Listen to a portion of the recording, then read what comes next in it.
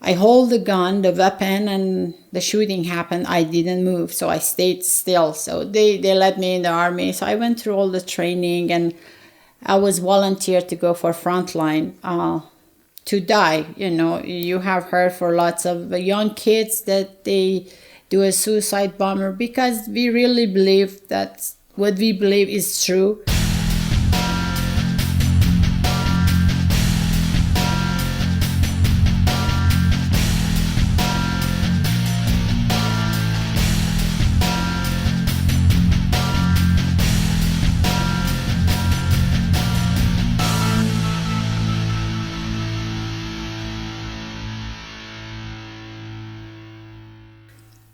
I was born in a Muslim country, and I was born in a Muslim family. For all generation that I could remember, they were all Muslims.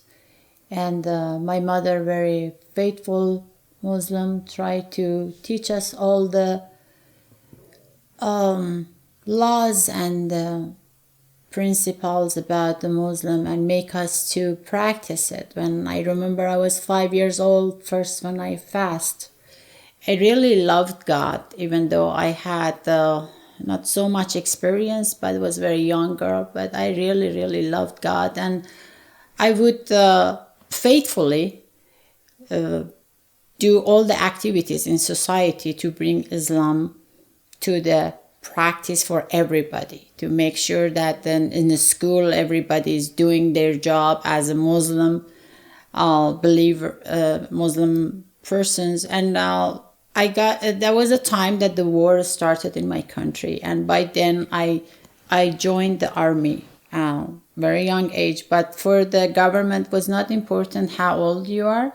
They would give you a gun, they call it GC3 that time, and you hold it and then you shoot. If the gun throw you about 1 meter, if you could resist that, they would take you in. I hold the gun, the weapon, and the shooting happened. I didn't move, so I stayed still. So they let me in the army. So I went through all the training, and I was volunteered to go for frontline to die. You have heard for lots of young kids that they do a suicide bomber because we really believe that what we believe is true and that God is a real God. I'll make this story short. I had to run away from my country, and I escaped. It took me 6 months from my country to reach a part of Europe that I could live safely, to be able to get a status in any other country. Even in out of country, I started evangelism about Islam, and I try to bring people to Islam, because there is a big reward for if you are able to convert anybody to this religion. There is a big reward that promised for the person who does that. And after that,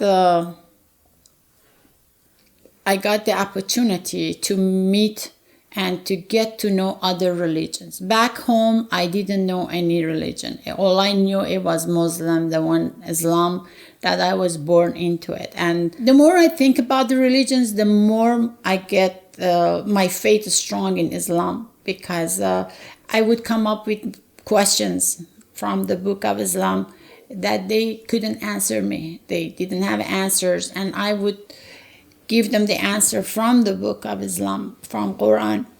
And I by God's grace, I could come to Canada. I got the refugee status in Canada, and then I met in Canada, I met Mormons and the Mennonites, and the same thing.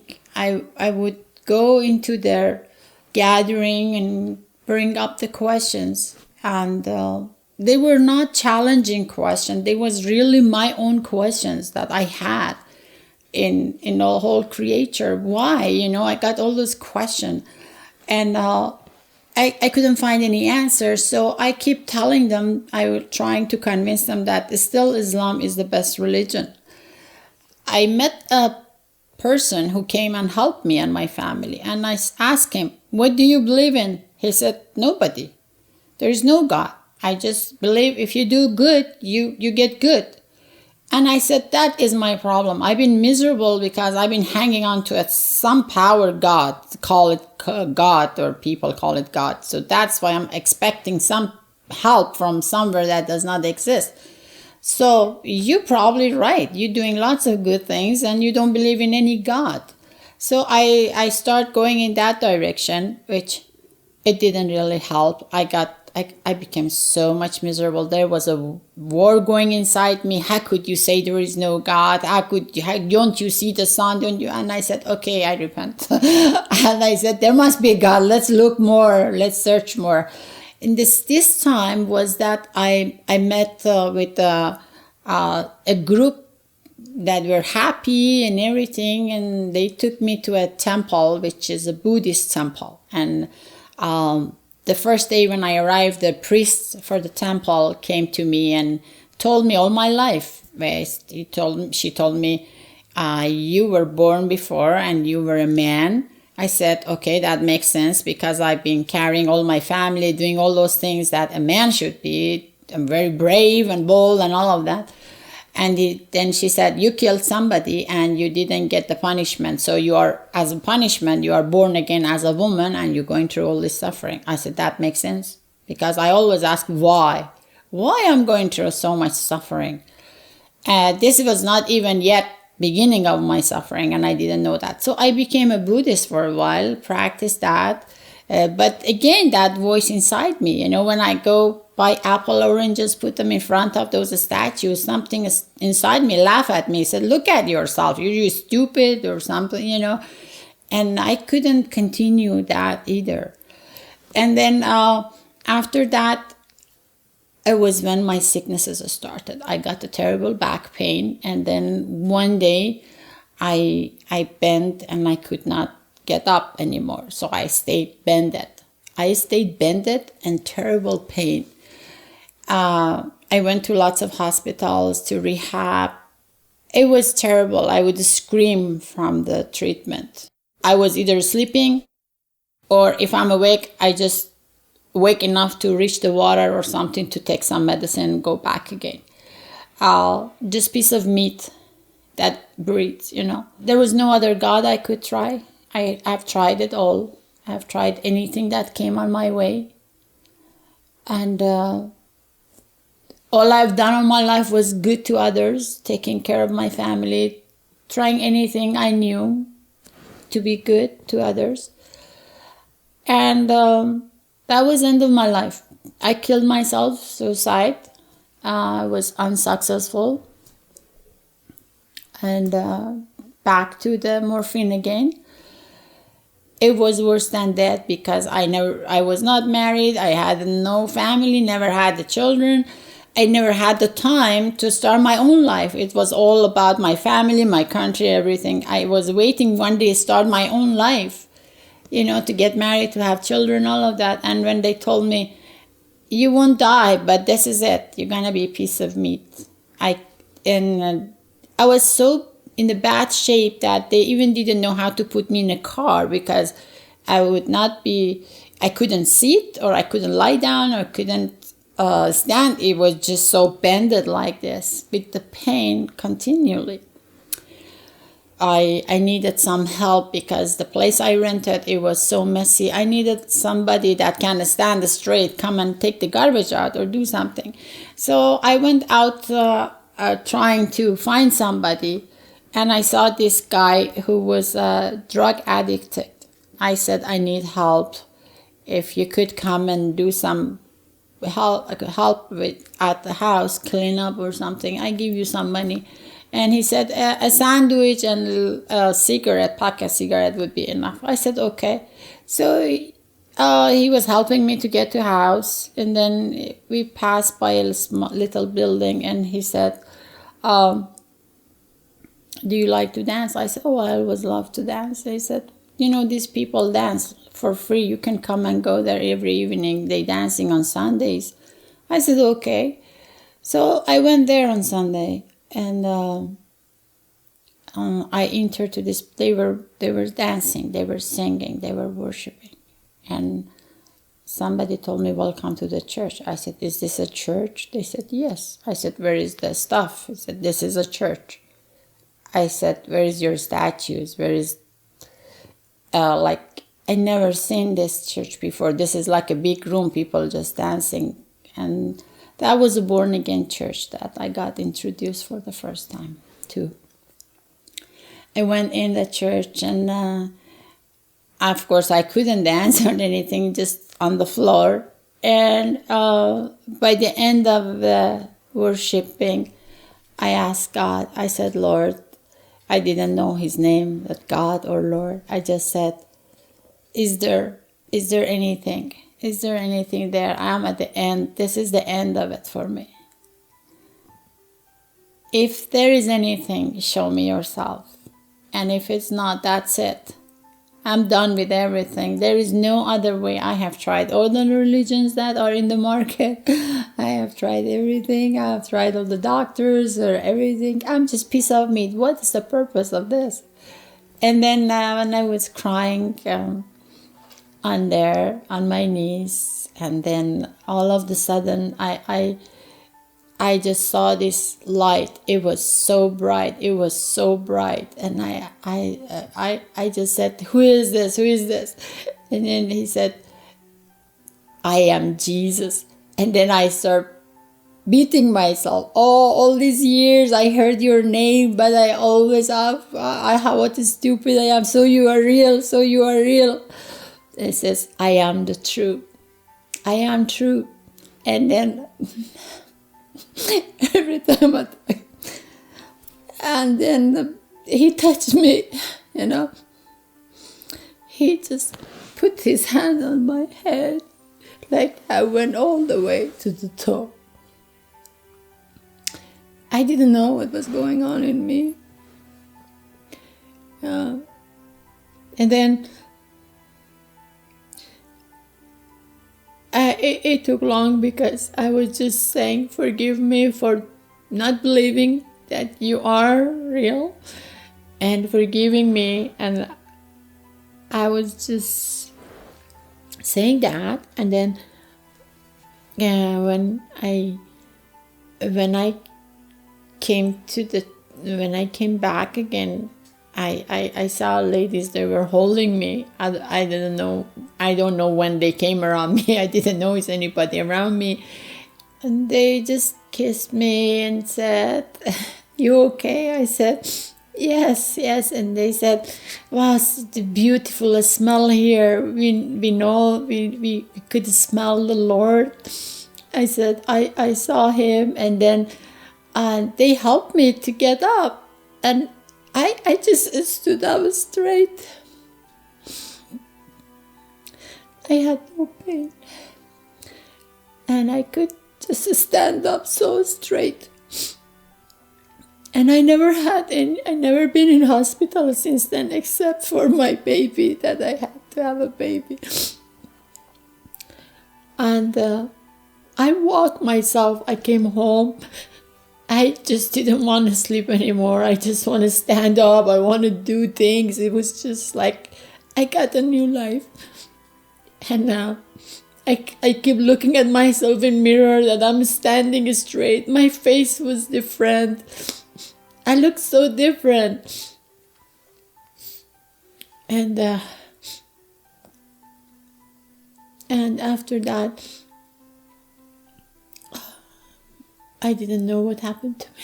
For a week, I thought I'm crazy. I thought, how could that be? What's going on? And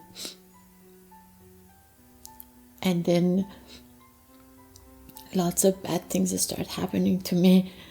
Like my house got on fire, everything. And I remember I just would stand in the mirror. I said, I saw him. I'm not going back. I saw him. I am healed. I am healed. I can walk. I have no pain, no surgery, nothing. I have so much health. I was just saying, I have so much health. Nowhere in my body hurt. Before, every piece of body was hurt. My heart even was hurting.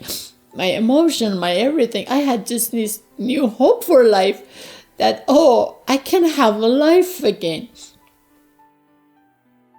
I know I was trained as a soldier and everything, but this was even worse than a physical war, because then my people come on my way, the professor from university, all those Muslim guys, people, everything.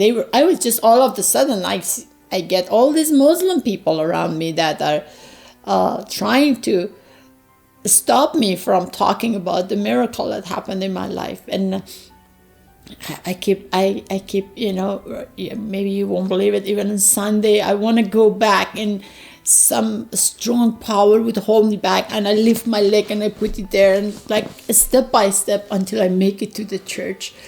And then I just say, help me, pray for me, because I couldn't be baptized for 2 years. Right? Every time they planned something bad happened, that it stopped my baptism in the water. It was such a struggle going on, but all I would say, I said, no, I saw him. I saw him, is the truth, is the truth. I never felt alone after that. Never. I would hear his voice, even if I'm alone under the blanket. I never felt lonely.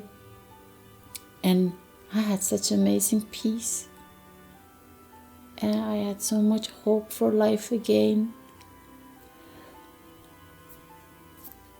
God told me to go and see my family and give them the news before I go and say nothing about Lord. And then this was after 2 years praying, and in 1 month my whole family had a vision of Jesus Christ, and they all came to Lord. My mother, my brothers, my sisters.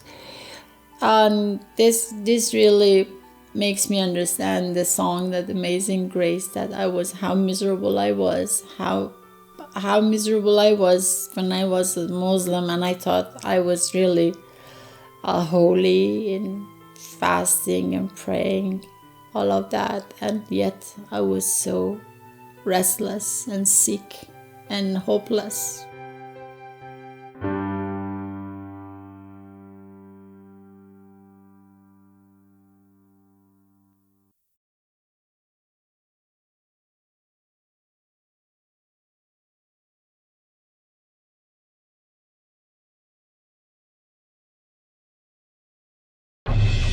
And he took me out with the intention of shooting me. I'm going to kill you. When I kill you, go and tell your God that I command I killed you. And I prayed and I said, Lord, if this is my time for me to come to you, I'm willing to come. But please, allow me to die with one more person for you. And as she left, she said, you did not tell me you can speak Isan. You said, we cannot. She said, you did all the time, you just speak. Last night we could speak a language. Today, the next time we cannot speak a language anymore. And a couple of times at the church, as a church in Taiwan, and this young lady, half of your size, she lifted me up with one hand, up in the air, like this. I saw a guy in black robes and a staff, and he was waiting for me. So I was asking the Lord not for me to go to hell. The gospel is supposed to make people into disciples. It's supposed to make them so hungry and desperate for the real Jesus that they'll go to the ends of the earth. Then the next moment, there's two angels with me in the room waiting for me. And I realized this is my time, I'm going home. There was a woman sitting on my couch, and I asked Holy Spirit what was going on, and he actually spoke to me and he said, well, that's a witch, and she's actually here to curse your ministry. She didn't read or write, and turns out she went to one of the most difficult places in this country I'm standing in right now and planted a church at a very, very dangerous place. Witnessing to people is all good, but if you could witness and demonstrate the power of God, that's important. And we have adjusted our theological stances to follow along after the changes in society. I mean, I think Jesus was just an ordinary guy with really good ideas. If that is manifest in Buddha, that is God. So I believe it's broader than just Jesus. We call what we have the church. We think that if we go to a building and have a meeting on a Sunday morning, we have the church. We don't have the church. The church is not that.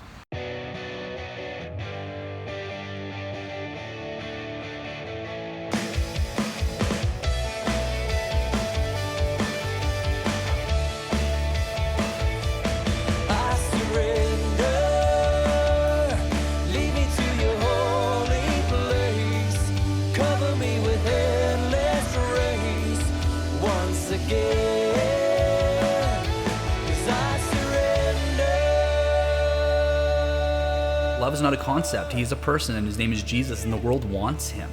They want to experience him.